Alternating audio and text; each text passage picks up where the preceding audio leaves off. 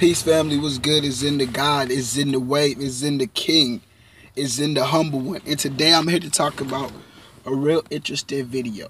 Okay? Today I'm here to talk about ancient Egyptian electromagnetic astral travel. Whoa!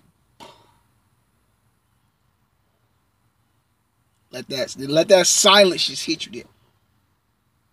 Ancient Egyptian electromagnetic astral travel. And what do I mean by claiming this big named title? No clickbait, all facts.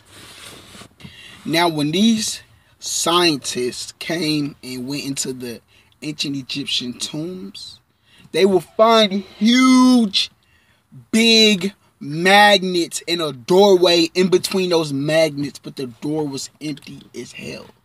You go through the other side of the door, there's nothing there. These non-melanated science didn't understand what the ancient Egyptians were doing with that empty door. Now, when you understand magnetism, you have to understand this. Magnetism and electromagnetism is the force that controls reality. It's the force that holds molecules together. It's the force that controls gravity, time. Time and space travel on something called the grid. Now, the grid is the invisible field that is responsible for the forces between magnets. Because magnets aren't the reason why it's attracting. Because if you get two magnets and put them close, they repel. They're not doing it directly. But if you hold them a little bit in between that invisible grid we can't see, it literally is bending space and time in between that space of the magnet. It bends the space and time fabric. And it's able for the magnets to attract by bending that space and time. That's how ships can warp speed. Warp speed is basically your ship. This is point A, this is point B. You're in the middle. You're trying to get to here. What do? You bend space and time till you're right here. That's what magnetism and electromagnetic does. But the ancient Egyptians were able to do this with the sixth eye. Now, the fact that that was in tombs and the Egyptians knew about electromagnetism tells you simply that these dudes were traveling out of this world through electromagnetism and using their sixth eye to activate that door. Your sixth eye is the real door. They used the magnets as the symbolism of the open door. So that was an opening through this.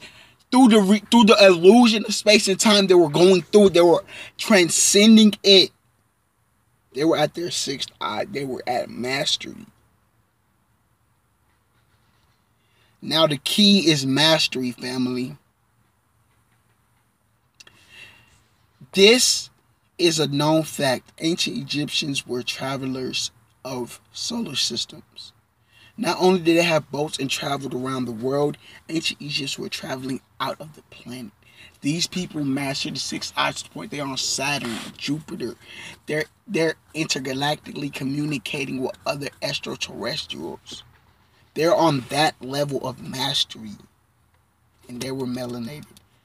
You see, scientists, non-melanated scientists, didn't know about the science because their melanin didn't amplify. They took the science and did what they could. We take the science and we use it. We amplify with that melanin in that third eye. That liquid drops out the third ventricle, flickers open the door of the pineal gland. Now you have tapped in. These were the ancient Egyptians were doing. Peace, family.